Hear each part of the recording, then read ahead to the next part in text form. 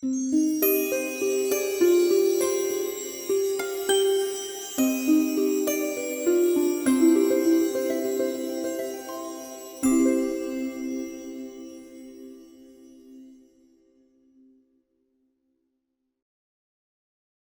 چیز نوعی یه کهنه‌ای داره. درست میگم؟ یعنی هر چیزی که شما نو میبینید یه کهنه‌ای داره. اون چیزی که کهنه ماست که قرار این نوین بشه چیست؟ قرار نو بشه چیست؟ تو فرهنگ من یه چیزی به وجود اومده، هی در بستر تاریخیش هی رشد کرده. شما در طی مثلا 1000 سال نقاشی که ایران کردن یا شعر کار کردن یا معماری کار کردن، هر کدوم نگاه کنید هی رشد کرده. یه زمانی رشد نکرده. زمانی که ما اون رو به عنوان چیزی اصلا به کل گذاشتیم کنار، یه چیز دیگر رو پذیرفتیم، بعد می‌خوایم اون رو نو کنیم. خب من که نمیتونم که هر کاری کنم باید واسطم ببینم اون چگونه نو میشه، فقط شبیه به اون انجام بدم. من مثلا نو کهنه رو میفهمم ولی اون مدرنیته رو نمیفهمم. تعاریف شنیدم میگن ولی خودم درکش نمیکنم یعنی چی. میفهمم مثلا بهزاد بوده، بهزاد نقاشی کرده، بعد سلطان محمد نقاشی کرده، بعد مثلا رضا عباسی نقاشی کرده، اومده آقا میرک نقاشی، اینجوری میرزا بابا یا مهرعلی نقاشی کردن تا رسیده به دوره جدید. این رو میفهمم. هر کدوم از اینا الان ما همه رو یه جور میبینیم. هر کدوم از اینا تو دوره خودشون آدم مدرنی بود، آدم نوینی بودن. یعنی وقتی اون کار به وجود میاد در برای ادامه اون یه کار نوئه. حالا شما اینو ببرید بگید نمیخوام، چی رو میخواین نو کنید؟ چیزی نداریم. حداقل استنباط من اینه که چیزی برای نو شدن دیگه نداریم. ما همیشه باید بشینیم. بعد توی یک کتاب هست مال چیزه، مال گوگل فکر کنم، یادداشت‌های یک دیوانه است. یه جاش میگه که هر وقتی از ایتالیا یه بادی میوزید هنر روسیه تغییر میکرد. این داشت به طنز میگه. مال ماها اینجوریه که الان علاقه داریم مدرن بشیم ولی میگم خب چی رو میخوای مدرن کنی آقا، چی رو میخوای نو کنی؟ من که رودکار رو نمیتونم نوش کنم که. من مثلا نمیتونم کاری که امروز الان کسایی که تو یک چیز دیگه تاریخی فرهنگی به وجود اومدن، چون من بیگانه‌ام باش نمیتونم نوش کنم. من مال خودم رو میفهمم ولی تصمیم است که یه جایی گرفتیم که اونو بریزیم دور، شروع کنیم فقط این یکی رو نو کردن. بعد تبدیل شدیم درجه 2. این استنباطم، اصلا من نمیگم این درسته یا غلطه. استنباط من اینه که اصولا ما در یه نو و یه کهنه وجود داره، اون میتواند نو بشود.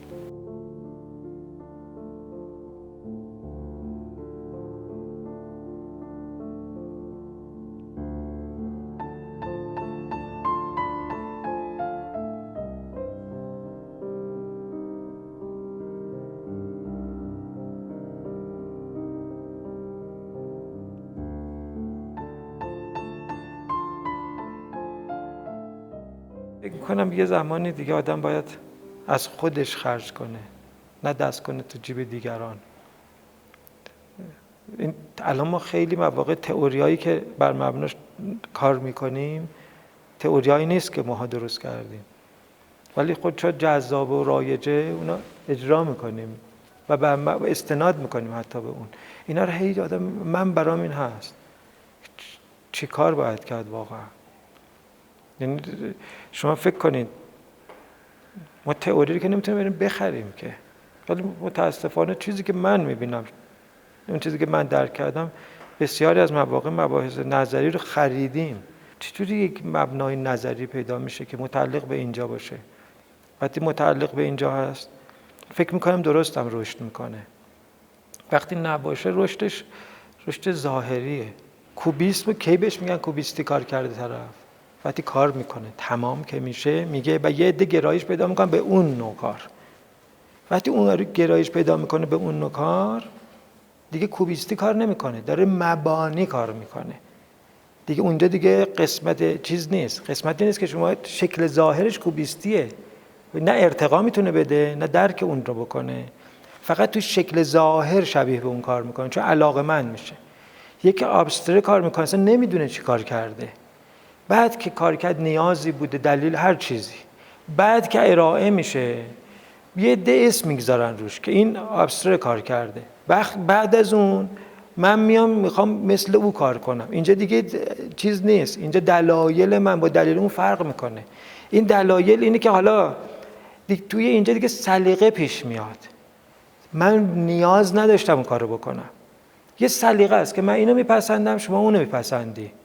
این سلیقه فرق میکنه تا اینکه هیچی نیست. یه آدمی داره یه چیزی رو به وجود میاره، اصلا هم نمیدونه چه عکس العملی در مواجهه باش قرار میگیره، چی میبینه، چی بهش میگن. وقتی عرضه میشه خیلی مواقع شما میدونید حتی به طنز بهشون گفتن دیگه، این الزاما نیست که حتما درست گفتن. وقتی مثلا امپرسیونیست کار کردن تموم شد، نمایشگاه گوشین کردن این امپرسیونیستیه، این فاویستیه، این کوبیستیه، خودشون که اطلاق نکردن که. بعد که این قبول عام پیدا میکنه، تمام میشه، حالا ما میگیم آقا چون مثلا همه پیکاسو رو میشناسن، خیلی هم آوانگارد جالبه، من مثل اون کار میکنم و من آدم جالبی هستم. همینجوری تو فیگوراتیو شما مثلا تصور کنید مثلا 15 سال پیش کسی کمتر فیگوراتیو کار میکرد، الان بیشتر فیگوراتیو کار میکنن، چون مثلا حالا فروید و هم میشناسن. این قسمت شناخت ایجاد میشه، یعنی تبلیغات شده، شما حالا میرین توی بستر آرامی شروع میکنین کار کردن. سلیقه‌تونه دیگه، اون سلیقه فرق میکنه تا نیازی که اونو به وجود آورده.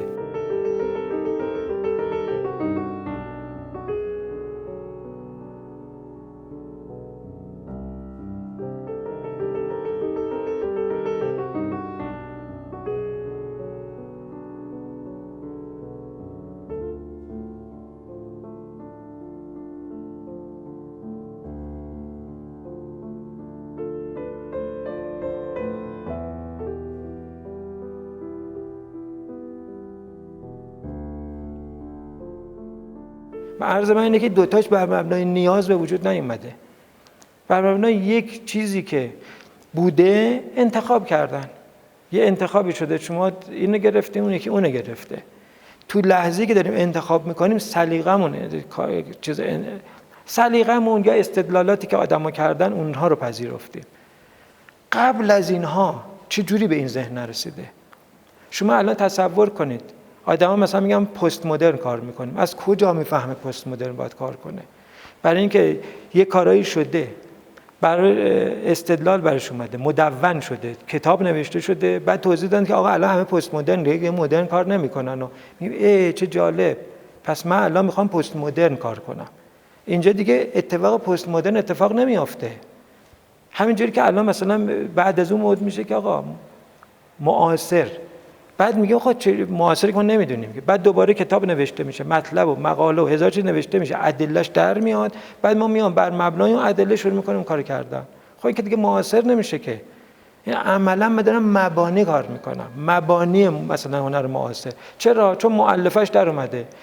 بعضی عنایت کردن مثلا به سنت، به مثلا گذشته، یه چیزی از جدید بگیری، یه سری حرفا داری توضیح میده که اینا اگه انجام بدی کار معاصر میشه، یه کار پست مدرن میشه. خب وقتی شما این رعایت میکنی مشترک نیستی در اون، که فقط دوست داری.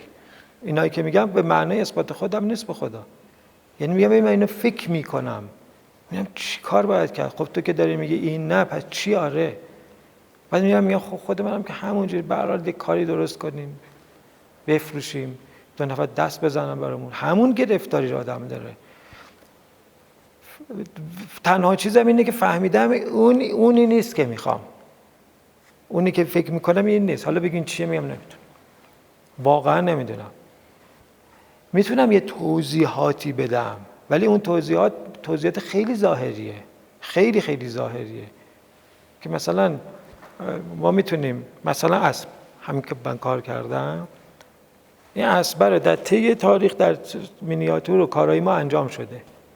من فکر کردم حالا این چجوری میتونم نوعش کنم، نه اینکه شده است، چگونه میتوانم اینو یه اتصال به گذشته‌ام پیدا کنه، در این حال به دوره جدیدم وصل بشه.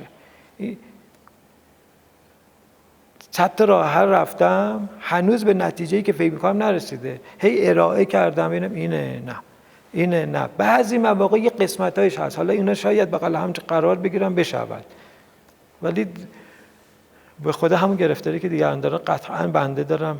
واقعاً که بگم چیزی به دست آوردم نمیتونم، اصلاً شکست نفسی نمیکنم، واقعی میگم، دوست دارم چیزی به دست بیارم، ولی تا به امروز خیلی خیلی اندک چیزهایی به وجود اومده.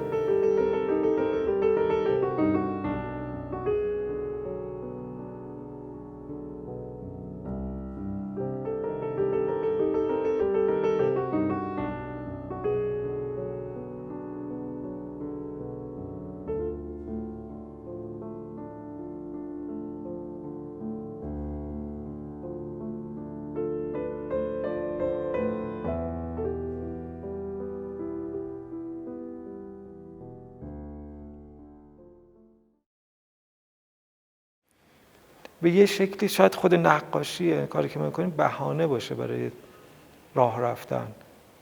خود نقاشی که خیلی مهم نیست که مثلا من نقاش باشم یه چیز، این کاری که من میکنم آخر میخوام ببینم کی هستم. هر کسی تو کار خودش همین فکر میکنه، همین جستجو میکنه دیگه. حالا من چون نقاشم که الزاما آرتیست نیستم، مثل چیزای دیگه من این رو بلد شدم. کاش مثلا احتمال داره یه چند سال دیگه اصلا به نظرم بیاد یا نقاشی نباید بکنم، یه کار دیگه باید بکنم توی مسیری که دارم میرم. فکر کنم خب من این رو رفتم بعد نرسیدم، شاید یه چیز دیگه منو برسونه. خیلی خودش برام اونقدر اهمیت نداره که سالهای قبلتر داشت. فکر میکنم مثلا هر کاری باید باعث بشه من یه مطلبی رو متوجه بشم، یه چیزی رو متوجه، حداقل برای خودم، یعنی تو درون خودم درک کنم ضعفم و قوتم. و این هر بار سخته، چون هر بار مواجه میشم با یه قسمت پنهانی که نمیدانستم و این نمیدونم خیلی دوباره باید بگردم پیدا بکنم چی کار باید کرد. و باور دارم خیلی صبر مهمه تو کار ماها. نمیشه، عرض کردم میونبار نداریم ما اصلا، حتی تو کاری که خودم میکنم میونبار ندارم. دوباره یه بوم سفید همونقدر برای من ناآشناست که دفعه پیش، دفعه قبل، دفعه بعدش همینطوری. هر بار هم تجربه من اضافه میشه، هم توقعم، هم تازه میفهمم اشکالاتم کجاست. یعنی هر بار اشکال بخواد رفع کنید به قد دفعه پیش سخته، مگر اینکه آدم فقط به تکنیک فکر کنه، یه کاری رو بکنه به محض اینکه آدم برای خودش متوقعه که این کارم به یه جایی برسه. یعنی در واقع خود کار دیگه مهم نیست، اون سیری که آدم میکنه، در واقع سلوکش بیشتر مهم هست. برای من حداقل اینجوری.